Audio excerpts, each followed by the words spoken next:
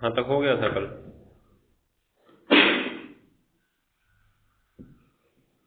कल कहाँ तक हुआ था?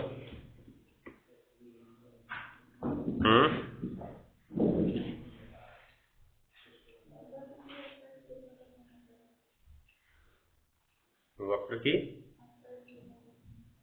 केवल सूत्र लिखवाए थे।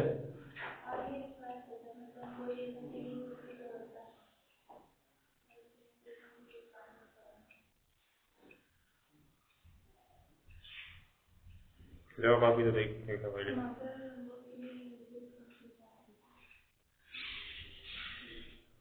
समांतर लंबवत का हो गया था प्रतिबल। चलो ठीक है, नीचे लिखो।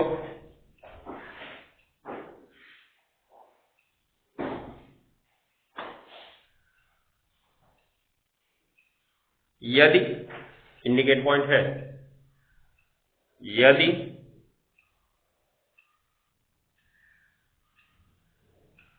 स्पर्श रेखा ज्ञात करने के लिए स्पर्श रेखा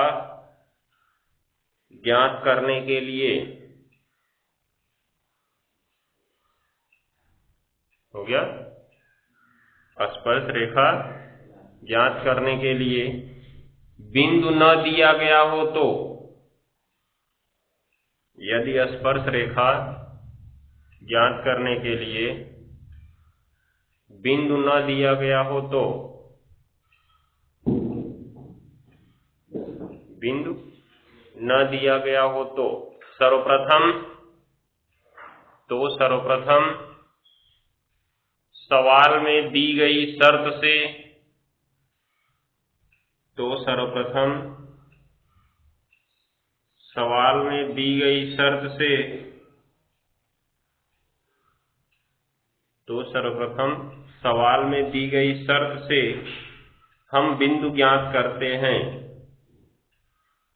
दी गई शर्त से हम बिंदु ज्ञात करते हैं। सवाल में दी गई शर्त से हम बिंदु ज्ञात करते हैं। हो गया, बिंदु ज्ञात करते हैं। फिर स्पर्श रेखा का समीकरण ज्ञात करते हैं। फिर स्पर्श रेखा का समीकरण ज्ञात करते हैं। हो गया, कहने का मतलब देखो, रेखा का समीकरण निकालने का हमारा सूत्र ये है, y माइनस y1 बराबर m ब्रैकेट में x माइनस, ये दोनों पता होना चाहिए रेखा के समीकरण के लिए, अर्थात x1 और y1। लगभग सवाल में तुमको दिया भी होगा कि दिए गए बिंदु पर ज्ञात करो, लेकिन कुछ सवालों में क्या करेगा, नहीं देगा तो उन सवालों में एक ऐसी शर्त देगा जिससे तुम उस बिंदु को निकाल सकते हो। सबसे कॉमन शर्त तो ये होगी कि प्रवणता से संबंध बनाएगा। किससे संबंध बनाएगा? प्रवणता से। जैसे कह देगा कि इस वक्र की स्पर्श रेखा एक दी गई रेखा के समांतर है, इस वक्र की स्पर्श रेखा एक दी गई रेखा के लंबवत है, तो समांतर लंबवत वाला हमने नोट इंडिकेट पॉइंट में इसलिए पहले लिखवा दिया। हो गया ना। दूसरी स्थिति क्या बनती है, कह देगा कि उस बिंदु पर स्पर्श रेखा का समीकरण ज्ञात करो जहां वक्र y अक्ष को काटता है, जहां वक्र y अक्ष को काटता है। और जब वक्र y अक्ष पे काटेगा तो तुम्हें सीधा सीधा पता होना चाहिए y अक्ष पर कटान बिंदु के लिए कौन शून्य होता है। ये है हमारा x एक्सिस, ये है y एक्सिस। अगर कोई वक्र ऐसे चला यहाँ पे y अक्ष पे काट दिया तो हम y अक्ष पर पहुंच गए ना, और y अक्ष पर जब कोई बिंदु होता है तो उसका x वाला निर्देशांक क्या होता है, 0 होता है। तो तुरंत हम वहां लिखेंगे कि चूंकि वक्र y अक्ष को काट रहा है इसलिए क्योंकि वक्र y अक्ष को काट रहा है इसलिए बिंदु का भुज बराबर 0। क्या रखोगे? क्योंकि वक्र y अक्ष को काट रहा है इसलिए बिंदु का भुज बराबर 0, भुज माने तो x निर्देशांक, ठीक है। तो जब y अक्ष पे काटा तो x निर्देशांक शून्य कर दोगे और उसको उठा के वक्र में रख दोगे। कहां रखोगे? वक्र, जो वक्र का समीकरण दिया होगा y बराबर क्या दिया होगा, fx, ऐसे कुछ दिया होगा ना, उसमें रख दोगे, तुमको x की वैल्यू मिल जाएगी। और जब x की वैल्यू मिल गई, सॉरी y की वैल्यू मिलेगी, क्योंकि x 0 हो चुका है, y की वैल्यू मिल गई, बिंदु हमारा हो गया 0, y, हो गया कि नहीं हो गया। अब उसी बिंदु को हम स्पर्श रेखा का समीकरण निकाल देंगे, हो जाएगा। तो कहने का अर्थ यह है कि अगर सवाल में, ठीक है, सवाल में बिंदु नहीं दिया गया होगा तो कुछ ऐसी शर्तें दी जाएंगी जिससे हम बिंदु को आसानी से निकाल सकेंगे, और बिंदु निकालने के बाद तब सवाल को हल करेंगे। इसका मतलब पहला हमारा लक्ष्य होना चाहिए, अगर हम स्पर्श रेखा की चर्चा करना चाहते हैं तो हमारे पास क्या होना आवश्यक है, बिंदु का होना आवश्यक है। अगर स्पर्श रेखा का समीकरण निकालना चाहते हो तो जब तक बिंदु नहीं है तब तक तुम कुछ काम नहीं कर सकते। तो या तो सवाल में तुम बिंदु देख लो कि सवाल में बिंदु दिया है कि नहीं दिया है, नहीं दिया है तो तुम्हें मानना होगा, और सवाल में कुछ प्रतिबंध दिए जाएंगे, उन प्रतिबंधों से उस बिंदु को निकालना होगा। समझ गए? तो हम लोग यहाँ पे अभी क्या लिखे कि बिंदु ज्ञात करते हैं, फिर स्पर्श रेखा का समीकरण ज्ञात करते हैं, हो जाएगा। नीचे एक और इंडिकेट पॉइंट लिखो, इंडिकेट पॉइंट, यदि वक्र y अक्ष पर काटता है तो x बराबर 0 रख देते हैं। यदि वक्र y अक्ष पर काटता है तो, यदि वक्र y अक्ष पर काटता है तो वक्र में x बराबर 0 रख देते हैं।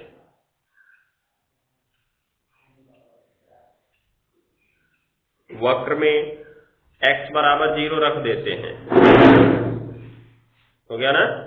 तथा यदि वक्र x अक्ष पर काटता है तो, तथा यदि वक्र x अक्ष पर काटता है तो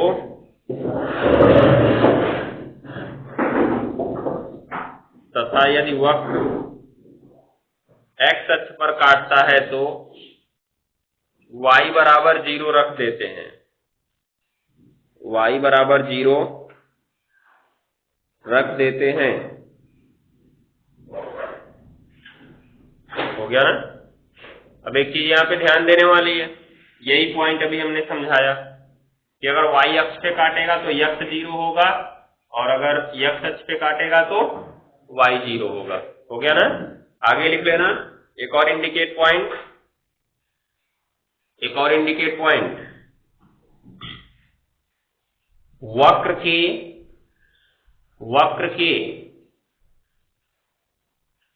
y अक्ष पर कटान बिंदु का निर्देशांक,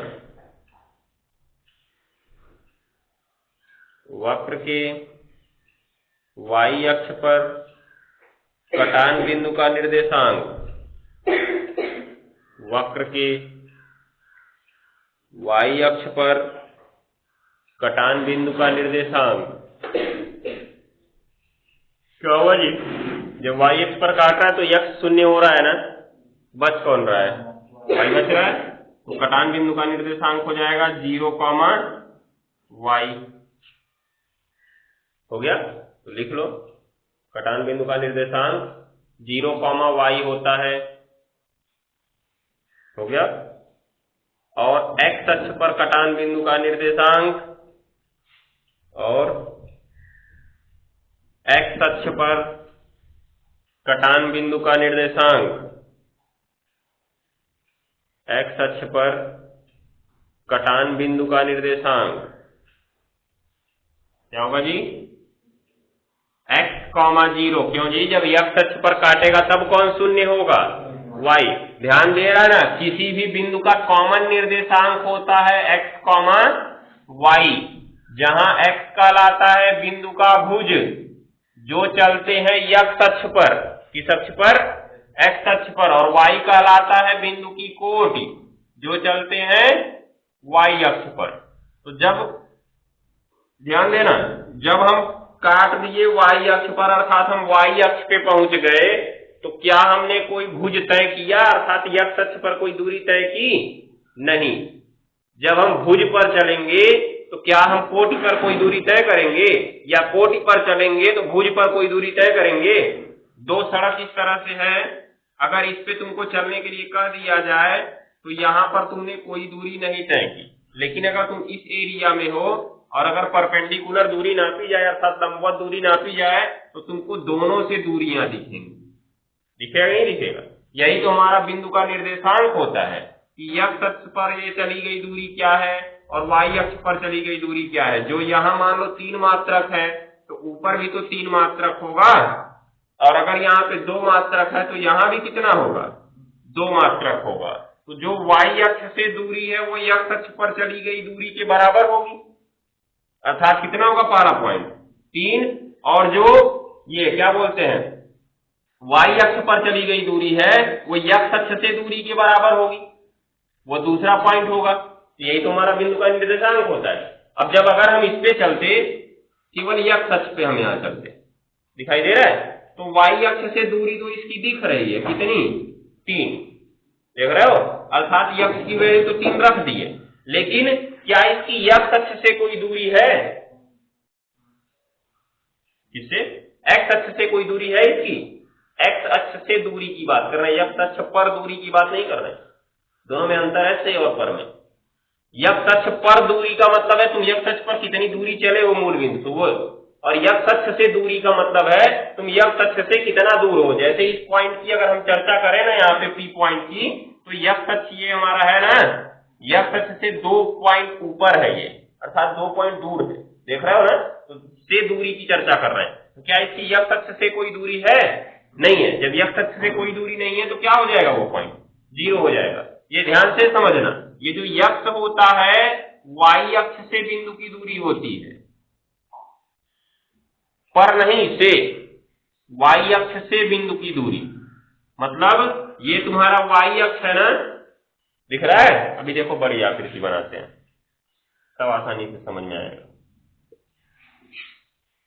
यहां पे एक बिंदु है, देख रहे हो?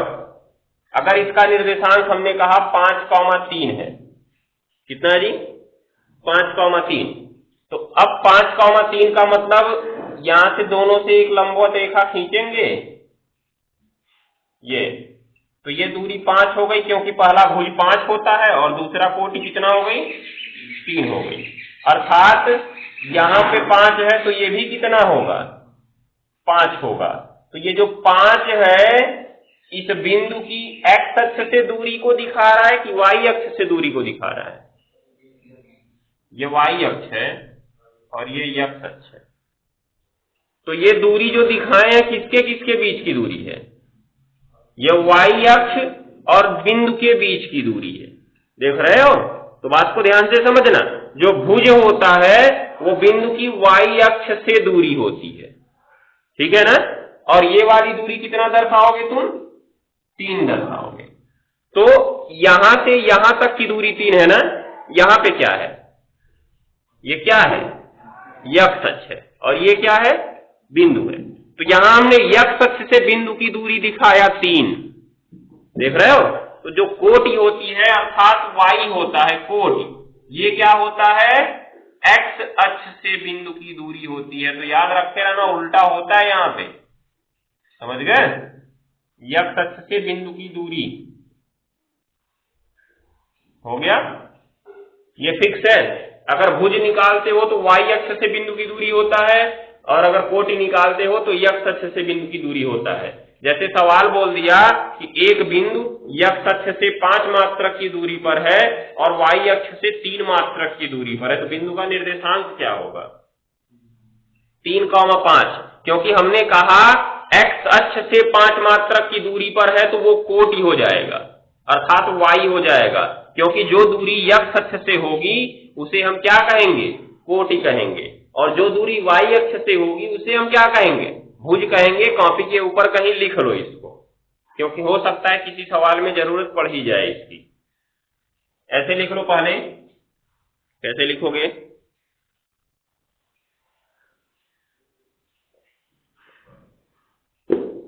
ये बिंदु हो गया। x कॉमा वाई में x बराबर भुज और y बराबर कोटि। x बराबर भुज, y बराबर कोटि, हो गया। तथा भुज बराबर, हो गया, भुज बराबर, देखो नंबर ए, x अक्ष पर चली गई दूरी, ध्यान देना अब यहां पर है, ठीक है ना। या दूसरा इसको क्या कह सकते हैं, y अक्ष से किसकी दूरी, बिंदु की दूरी, याद रखे रहना इस बात को। दूसरा कोटि बराबर क्या हो सकता है, पहला अगर कोटि है तो y अक्ष पर चलते हैं ना, तो y अक्ष पर चली गई दूरी,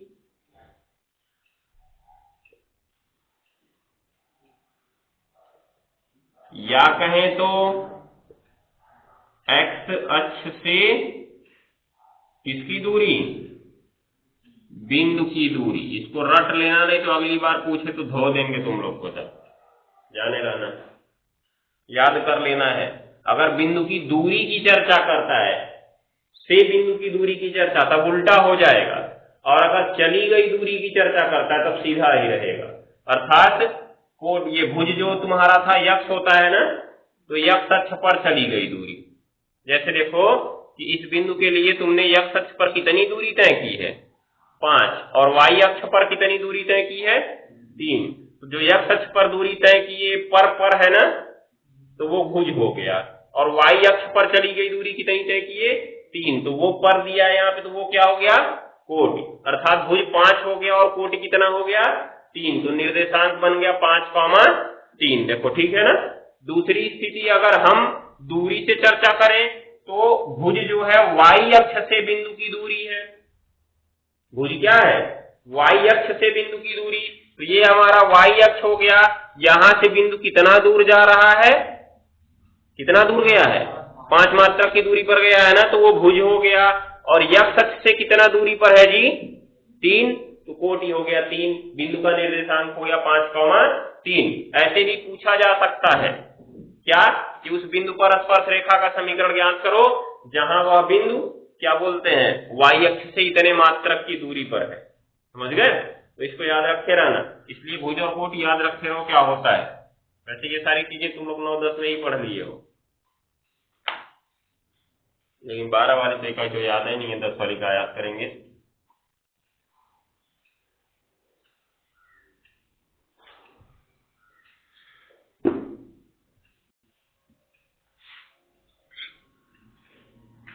अब इतने नोट से तुम स्पर्श रेखा के लगभग सवाल लगा सकते हो, चाहे जो भी सवाल लगाना हो स्पर्श रेखा वाला। एक नोट बच रहा है, ये वक्र की 2 स्पर्श रेखाओं के बीच का प्रतिच्छेद कोण, ठीक है। जैसे हम कहें कि 2 वक्रों के बीच का कोण, मतलब एक वक्र ऐसे जा रहा था, दूसरा वक्र ऐसे आ रहा था, दोनों ने एक दूसरे को काट दिया, तो अब इनके बीच का कोण लगाने के लिए कौन चांदा से नापोगे, ये कोण तनिक हमको बताओ, कौन चांदा रखोगे। चांदे में तो सीधी लाइन होती है, या तो उसको पहले गैस पे गर्म करो और मोड़ लो उसको इस वक्र की तरह, उसके बाद तब नाप लो, हो जाएगा ना ऐसा, ठीक है। हम वक्रों का कोण कैसे नापेंगे, चांदे को तोड़ के मरोड़ लेंगे, उसको नाप लेंगे, ये नाप सकते हैं इसे। अरे चांदा हमारा परपेंडिकुलर लाइन के बीच, मतलब लाइन के बीच, लाइन सेगमेंट के बीच का कोण बताता है, एंगल बताता है। और वास्तव में जब हम एंगल निकालते हैं तो हमेशा लाइन सेगमेंट के बीच का ही एंगल पता करते हैं। ये कौन सा कोण है, ये कोई कोण है। अरे बेचारा यहाँ पे देख रहे हो तो लग रहा है यहाँ से अगर लाइन निकली तो ऐसे निकल जाएगी, और यहाँ पे तब तक यहाँ पहुंच चुका है वो, देख रहे हो, कोण आगे बढ़ते बढ़ते फैल जाएगा, पता चला और आगे तक पहुंचे, ये इधर चला गया, कुछ देर बाद पता चला ये इधर जाएगा, ये इधर जाएगा। कहां से नापेंगे कोणवा, उसका नाप पाएंगे, नहीं नाप पाएंगे। इसलिए जब हम यहाँ पे कोण नापना चाहते हैं तो पहले एक रेखा ज्ञात करते हैं, और रेखा के बारे में हम लोग बस एक ही चीज यहाँ पढ़ रहे हैं, क्या पढ़ रहे हैं, स्पर्श रेखा। अरे कौन सी रेखा यहाँ पे पढ़ रहे हैं, वक्र के संबंध में स्पर्श रेखा ही पढ़ रहे हैं ना। तो अब क्या हुआ, जहां पर दोनों एक दूसरे को काट रहे हैं, यहां से दोनों की स्पर्श रेखा खींच दो। अब तो सही हो गया, अब तो चांदे को नहीं गर्म करना पड़ेगा। लाइन पे रखो, ये वाला कोण बता सकते हो, देख रहे हो नहीं देख रहे हो? यहां पहले इतना ज्यादा दूर जा रहा था, दिख रहा है? वास्तव में कोण तो इतना ही है इन दोनों के बीच, दिखाई दे रहा है? तो इसका मतलब जब दो वक्रों का प्रतिच्छेद कोण निकालना होता है तो हम उनके प्रतिच्छेद बिंदु पर खींची गई स्पर्श रेखाओं के बीच का कोण निकालते हैं। किसका कोण निकालते हैं? उनके स्पर्श, ये प्रतिच्छेद बिंदु पर, जहां पे दो वक्र काटते हैं उसे हम कौन सा बिंदु कहते हैं? प्रतिच्छेद बिंदु कहते हैं। उनके प्रतिच्छेद बिंदु पर खींची गई स्पर्श रेखाओं का क्या निकालते हैं? बीच का कोण निकालते हैं। अब एक चीज ध्यान देने वाली बात है, जो स्पर्श रेखा खींच दिए उसकी प्रवणता किसी बिंदु पर ज्ञात की जाएगी, और किस बिंदु पर ज्ञात की जाएगी? जहां से तुमने स्पर्श रेखा खींची है। तो ये स्पर्श रेखा तुम कहां से खींच रहे हो? दोनों वक्रों के प्रतिच्छेद बिंदु से खींच रहे हो। तो सवाल में याद रखना, कहीं भी तुम्हें प्रतिच्छेद बिंदु नहीं बताया जाएगा, ठीक है? सवाल में कहीं भी तुमको प्रतिच्छेद बिंदु नहीं बताएगा, ये काम तुमको करना है, प्रतिच्छेद बिंदु तुमको निकालना है। और ये हम लगाएंगे कक्षा 10 के नियम। तो कक्षा 10 में जो हम लोग तीसरा चैप्टर पढ़े हैं, बस हम लोग वहां पे यही पढ़े थे कि रैखिक समीकरण युग्मों को कैसे हल करें। तो यहाँ पे वक्र है तो वक्र में रैखिक समीकरण युग्म तो रहेगा नहीं, क्योंकि रैखिक समीकरण युग्म रहेगा तो लाइन पहले से हो जाएगी वो, ठीक है? वक्र रहेगा तो या तो द्विघात वाला रहेगा या तो त्रिघात वाला रहेगा।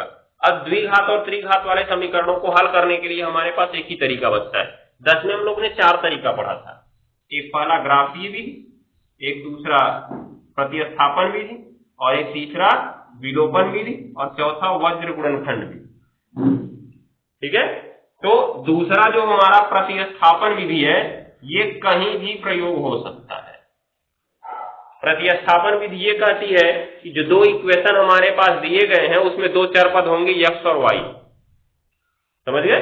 तो पहला इक्वेशन पकड़ो, उससे चर पद x का मान निकालो और दूसरी इक्वेशन में रख दो, ये कहती है प्रतिस्थापन।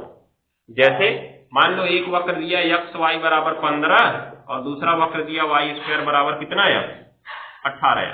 क्या इसको जोड़ घटा के हल कर सकते हो? नहीं हल कर सकते। तो हम क्या करेंगे? समीकरण एक को पकड़ेंगे और x बराबर निकाल देंगे 15 बटे कितना? y। हो गया कि नहीं हो गया? अब x की जगह हम क्या रख देंगे? 15 बटे कितना?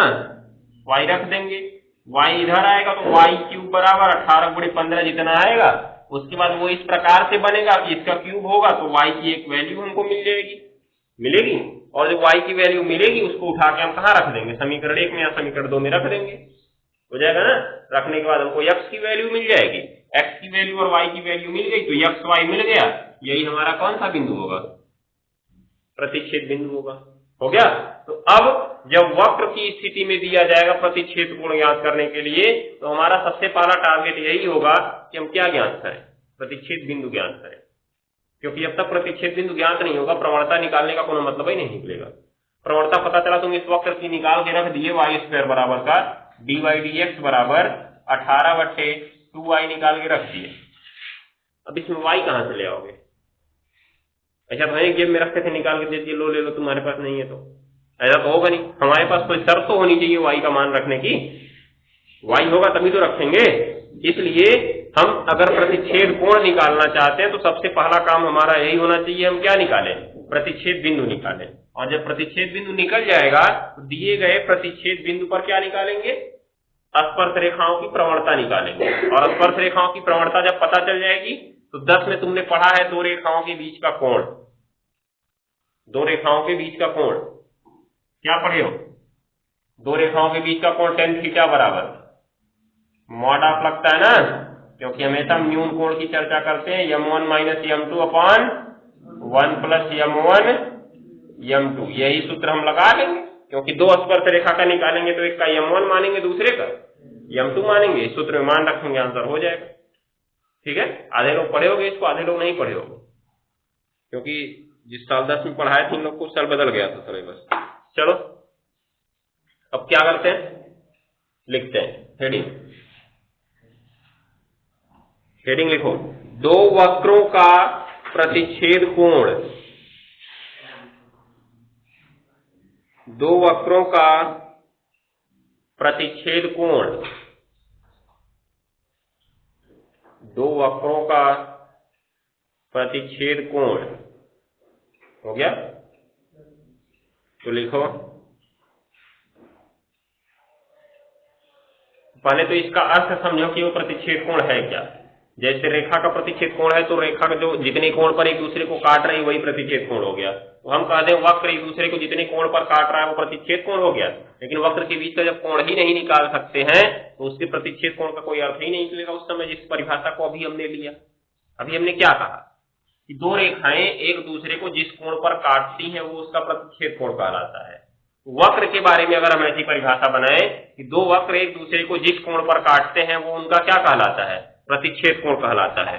अब तुम दो वक्र ऐसे काट रहे हैं तो इनके बीच का कोण ही नहीं निकाल सकते तो प्रतिच्छेद कोण की परिभाषा ही नहीं हो पाएगी। ये सही कि दो वक्र एक दूसरे को जिस कोण पर काट रहे हैं, तो वक्रों के जब प्रतिच्छेद कोण की चर्चा की जाती है किसके संदर्भ में की जा रही है, उनकी स्पर्श रेखा के संदर्भ में की जा रही है। तो परिभाषा भी हम इसी संदर्भ में बनाएंगे। तो लिखो इसमें,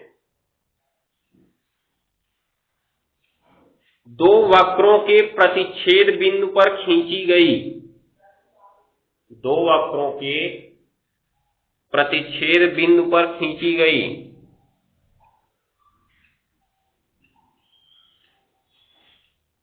दो वक्रों के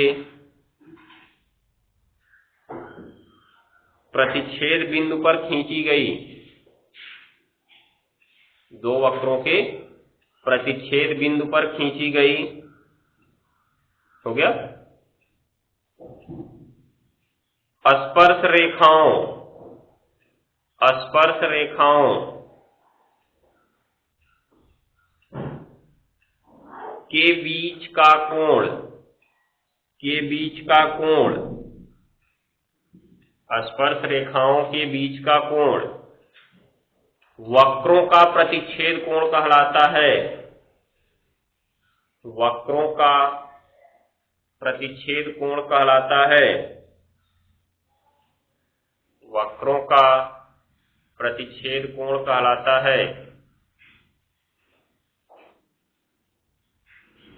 वक्रों का प्रतिच्छेद कोण कहलाता है।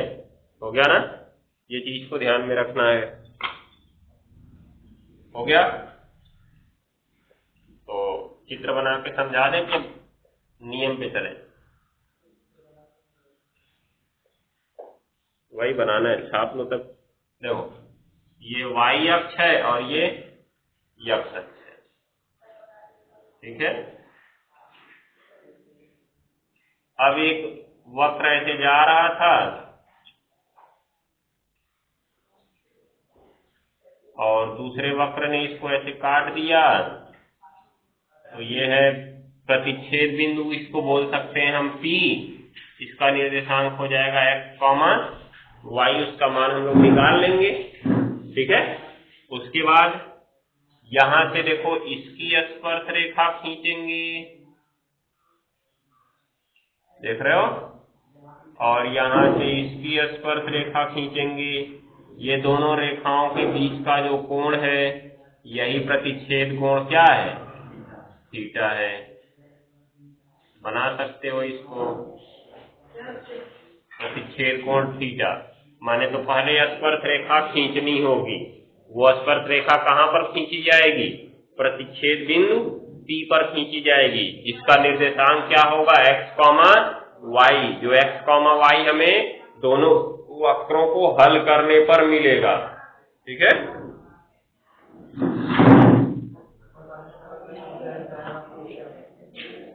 अब नीचे हेडिंग लिखो, वक्रों का प्रतिच्छेद कोण ज्ञात करने की विधि। वक्रों का प्रतिच्छेद कोण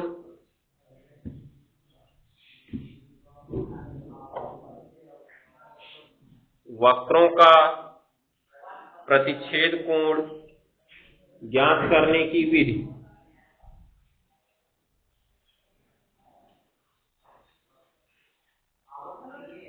वक्रों का प्रतिच्छेद कोण ज्ञात करने की विधि।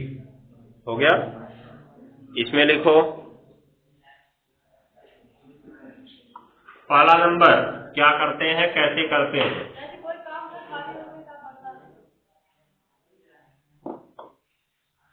प्रतिच्छेद कोण ज्ञात करने की विधि हो गया ना। पहला नंबर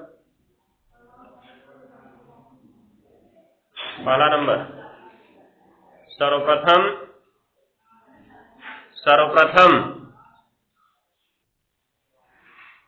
हो गया, दोनों वक्रों के समीकरणों को लिखते हैं। दोनों वक्रों के समीकरणों को लिखते हैं। दोनों वक्रों के समीकरणों को लिखते हैं और उन्हें हल करके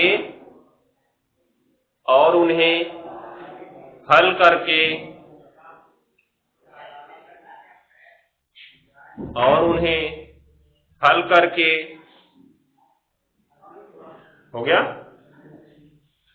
और उन्हें हल करके वक्रों का प्रतिच्छेद बिंदु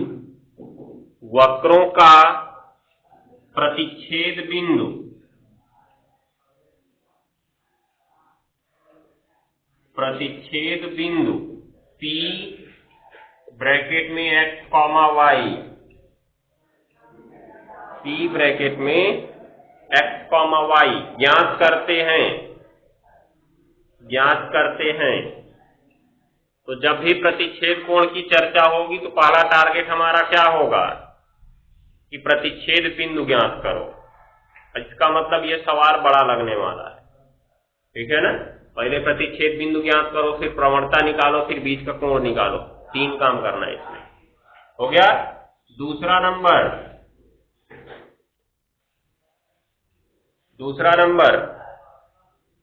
अब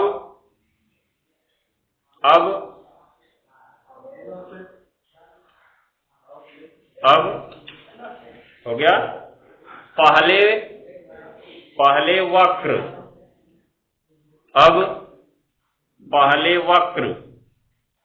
का अवकलन करके dy dx ज्ञात करते हैं। पहले वक्र का अवकलन करके dy dx ज्ञात करते हैं। हो गया। और उसमें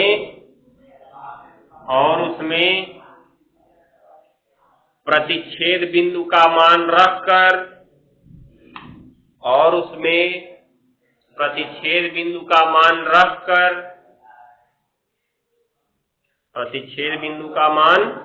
रखकर उसकी प्रवणता m1 ज्ञात करते हैं।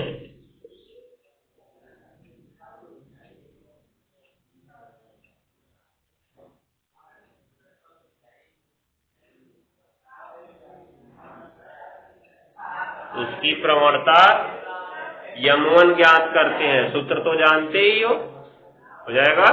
तो अर्थात चाहो तो इसको लिख भी सकते हो, अर्थात m1 बराबर dy dx, नीचे px कॉमा किस पर, y पर, इसी पर तो निकालना है हमको। उसके बाद अब तीसरा नंबर लिखो। तीसरा नंबर,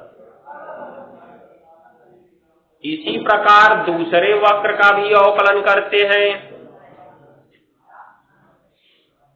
इसी प्रकार दूसरे वक्र का भी अवकलन करते हैं। दूसरे वक्र का भी अवकलन करते हैं।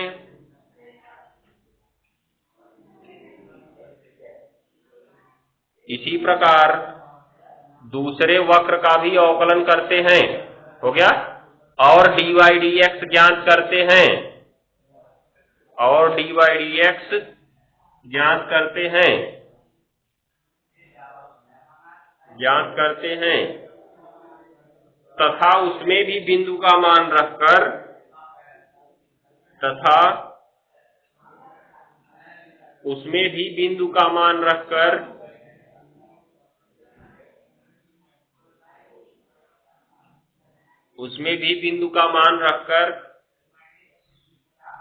हो गया, उसमें भी बिंदु का मान रखकर उसकी प्रवणता m2 ज्ञात करते हैं, उसकी प्रवणता m2 ज्ञात करते हैं। इसका भी फॉर्मूला वही होगा, बस यहाँ m2 बराबर होगा ना।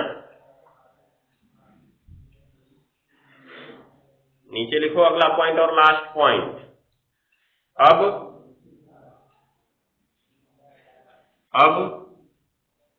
निम्नलिखित सूत्र से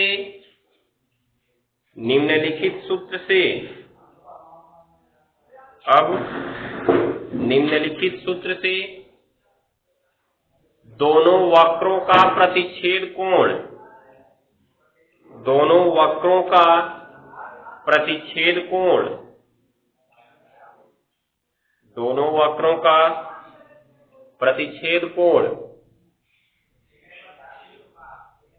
हो गया थीटा, दोनों वक्रों का प्रतिच्छेद कोण थीटा ज्ञात कर लेते हैं। तो सूत्र हमारा है tan थीटा बराबर mod of m1 minus m2 upon 1 plus m1 into m2।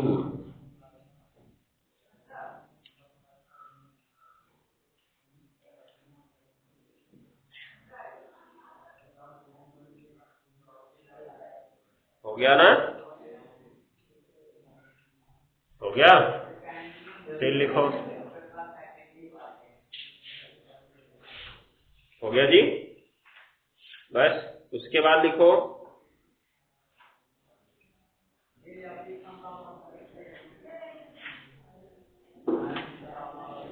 ये हो गया तुम्हारा सूत्र हो गया। नीचे के इंडिकेट पॉइंट लिखो, इंडिकेट पॉइंट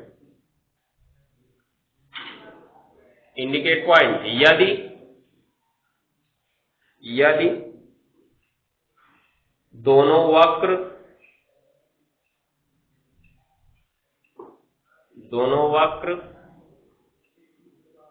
हो गया एक दूसरे को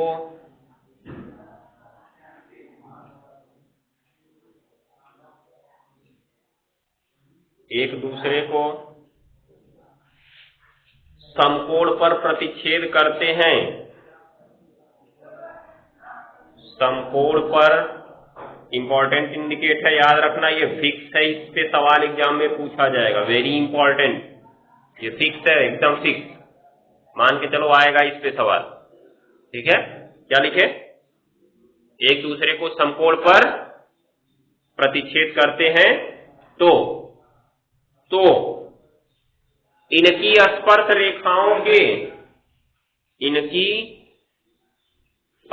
रेखाओं के प्रवणताओं का गुणनफल, तो इनकी स्पर्श रेखाओं के प्रवणताओं का गुणनफल क्या होगा जी? समकोण के लिए, समकोण माने लंबवत, प्रवणताओं का गुणनफल m1 इंटू m2 बराबर -1। किसका प्रतिबंध जी? समकोण या किसका? लंबवत का प्रतिबंध। ठीक है, तो वही प्रतिबंध यहां भी लग जाएगा। मतलब अगर कह दिया कि दो वक्र एक दूसरे को समकोण पर काटते हैं, किस पर काटते हैं? समकोण पर, तो ज्यादा दिमाग मत लगाना कि समकोण पर काटा तो चलो यहाँ थीटा बराबर 90 अंश रखते। अरे इसी को 90 अंश रख के ही ये फॉर्मूला बनाया गया है। बोलो कैसे? tan थीटा का मान रखे tan 90 तो बराबर मिला m1 माइनस m2 बराबर ये बट्टे 1 plus m1 into m2। tan 90 अंश का मान होता है इनफाइनाइट बराबर m1 माइनस m2 बट्टे 1 plus m1 into m2। Infinite हमको पता ही नहीं होता है तो इसको पलट देते हैं। जब पलट देते हैं तो इनफाइनाइट को पलटेंगे तो 1 बट्टे इनफाइनाइट होगा ना, और ये भी पलटेगा तो 1 प्लस m1 इंटू m2 बट्टे m1 माइनस क्या होगा जी? m2, इधर देख लो 1/इनफाइनाइट की वैल्यू 0 होती है, किसी में भी इनफाइनाइट से भाग दे दो उसका मान क्या होता है, 0 होता है। उसके बाद बचा क्या इधर 1 + m1 × m2 बट्टे m1 माइनस क्या m2। देखो इसका तिरछा गुणा 0 में खत्म हो गया, फाइनली बचा क्या 0 बराबर 1 + m1 × m2। एक को भेजो इधर आके -1 होगा, -1 बराबर m1 × m2। दिख रहा है? तो 8 लाइन बढ़ाने क्या मतलब है, सीधा सीधा समकोण का प्रतिबंध यूज कर हो जाएगा। मतलब सवाल नंबर तुम्हारा देखो 19 नंबर, 20 नंबर, 21 नंबर, ये तीनों का तीनों इसी रूल पे है और तीनों मिला के देख लो कम से कम 10 साल पूछा गया है। समझ गए? याद रखे रहना। तो प्रतिच्छेद कोण से ज्यादा इंपॉर्टेंट ये वाली शर्त है कि अगर ये समकोण पर शर्त ये प्रतिच्छेद करेंगी तो इनकी स्पर्श रेखाओं की प्रवणता निकालना, उसके बाद लिख देना m1 × m2 बराबर -1। मतलब सवाल में दे दिया तो -1 लेके चलना, सवाल में नहीं दिया तो m1 × m2 बराबर ले आ देना -1 और कहना चूंकि m1 × m2 बराबर -1 इसलिए दोनों एक दूसरे को समकोण पर प्रतिच्छेद करेंगे। हो जाएगा ना? ये चीज को याद रखो। बस नोट खत्म। एग्जाम्पल कल से शुरू होगा। सवाल तुम लोग का 24 को लग जाना चाहिए, एक हम बता देंगे। तरीका सब बता दिए, 19, 20, 21 कल चेक करेंगे सबका। याद रखे रहना, सवाल नंबर कोई चेक करे चाहे नहीं, 19, 20 और 21 को अवश्य चेक करेंगे। 19, 20 और 21 सबका सवाल लगा होना चाहिए, ये फिक्स है, ध्यान दिए रहना। जो नहीं लगाया धोया जाएगा, तब पढ़ाई होगी आगे। बिना साबुन सरफ के धोएंगे, ध्यान दिए रहना।